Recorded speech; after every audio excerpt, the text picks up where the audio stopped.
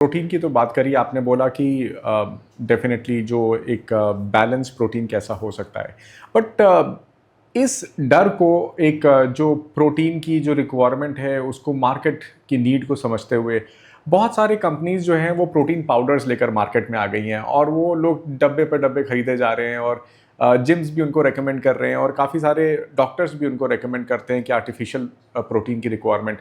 अब वो जो इतने सारे ब्रांड्स मार्केट में फ्लड हो गए हैं और लोग प्रोटीन पाउडर्स लेते जा रहे हैं, तो क्या वो कुछ लोगों को वो नुकसान भी कर रहे हैं, हार्मफुल भी हैं हेल्थ के लिए, या वो ले सकते हैं?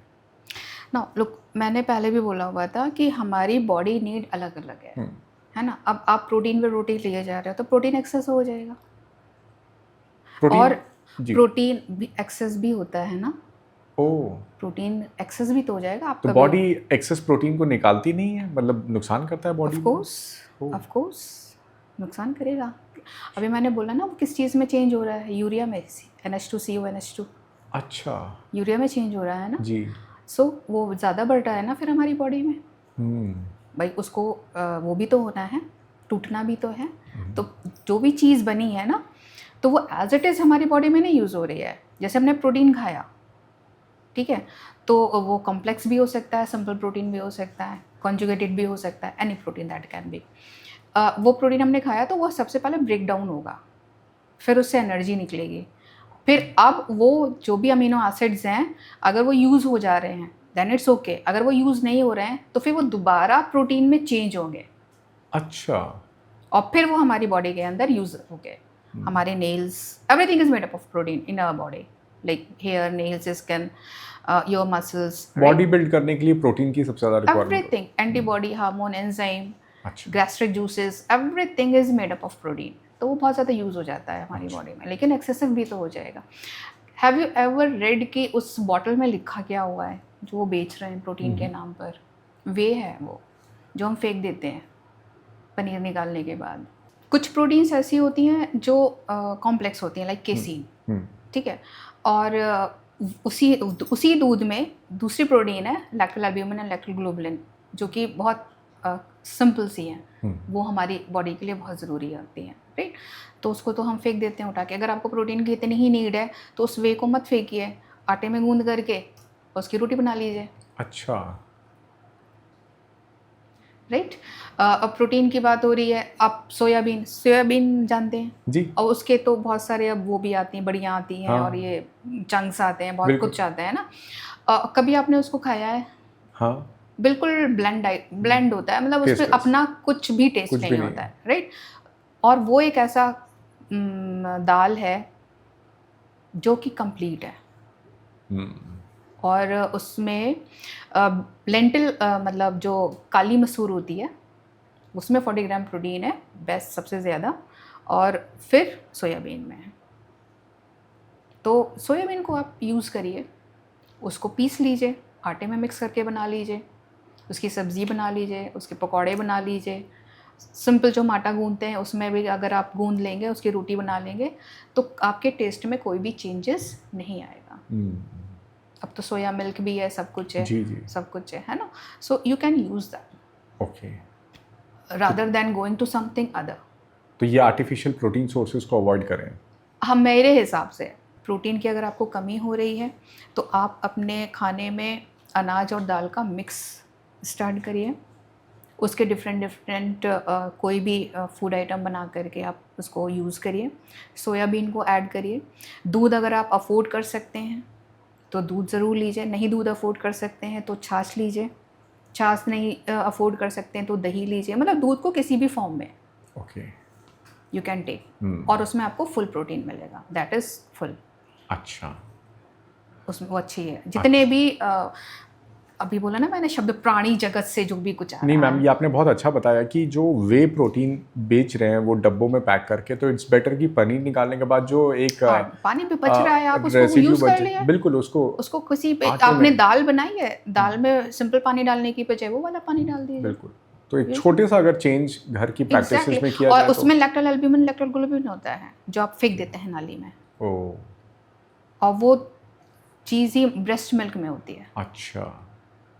इतना न्यूट्रिशन उसको सिर्फ आपने फेंक दे नाली रहे हो, में डाल डब्बे में दिया। लेकर हम बाजार से आ रहे हैं। डब्बे में लेकर अब आपको ये बात पता हो जाएगी तो उनका डब्बा कैसे बिकेगा? आप क्या, मेरे को तो पता नहीं क्या होगा, लात घुसी नहीं पड़ेगी। नहीं, कुछ तो मैम सोशल मीडिया इन्फ्लुएंसर जो हैं वो क्वेश्चन उठाकर फूड पर वो धीरे धीरे वो डब्बा बेचने पर ही आ गए, अभी वो डब्बा ही बेच रहे हैं। तो ये बहुत बड़ा मार्केट है एक्चुअली इसका। मैं उसके अगेंस्ट नहीं बोल रहा, बट एक जो आपने हमको अवेयरनेस दिया है इसको, वो बहुत ही इंपॉर्टेंट है हमारे लिए इस पर। हाँ, और बहुत सारे लोगों को कंफ्यूजन है कि हम वेजिटेबल से जो है प्रोटीन मिल जाती है हमको। नहीं है, ऐसा कुछ भी नहीं वेजिटेबल है। में प्रोटीन है ही है ही नहीं। मैं और दूसरा सबसे बड़ा, मैं ये बात जो कि रखना चाह रही थी, मैं वो थोड़ा खाने बनाने का कुछ आ रहा था, तो एक बच्ची थी वो खाना बना रही थी, लौकी, थोड़ा सा गांव वाला एरिया था, वो लौकी बना रही थी, तो उसने बढ़िया लौकी काटी और उसको धोई और बना ली।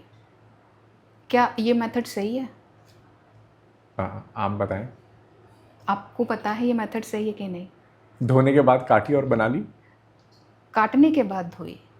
काटने के बाद तो लौकी में जो वो एक्सूड्स निकलते हैं, कुछ एक लिक्विड सा निकलता है, हम उसको वॉश कर देते हैं तो वो भी चला जाएगा साथ में।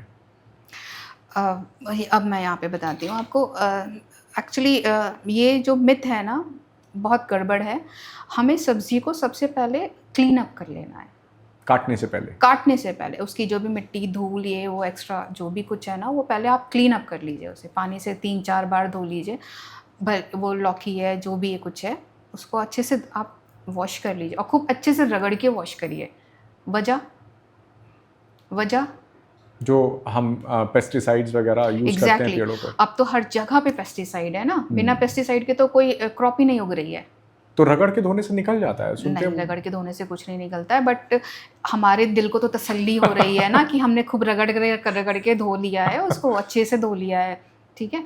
फिर उसके बाद आप उसे छीलिए और काट लीजिए, छिलका उसका निकाल, क्योंकि आपने अच्छे से नहीं धोया है, तो फिर आप उसको जब काट रहे हैं तो वो आपके हाथ में वो रेसिड्यू लगा हुआ है और वही चीज़ लौकी में भी लग रही है।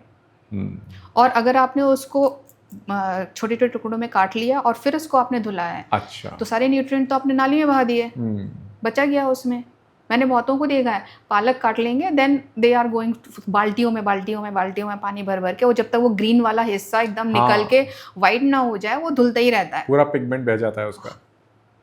यूजलेस है पकाना, उसे कुछ नहीं बचा अब उसके अंदर, बेचारे के अंदर, है ना। और फिर जब हमने उसको पकाया तो चरोई है, लौकी है, पालक, आई हैव सीन, भिंडी इवन, कि वो जब तक बेचारी चलती रहती है कढ़ाई में, जब तक वो जल के एकदम काली करिया ना हो जाए तो मज़े ही नहीं आता है बिल्कुल भी।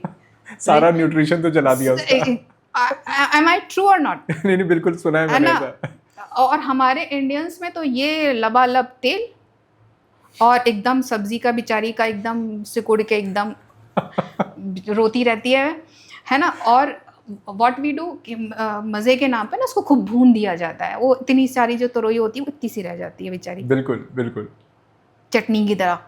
और फिर उसको अब बचा ही नहीं है बेटा, उसमें कुछ भी नहीं बचा है, खाने का कोई फ़ायदा नहीं है उसको। अब ये सोचो कि हमें बड़ा विटामिन मिल जाएगा, कुछ ना मिल रहा उसमें।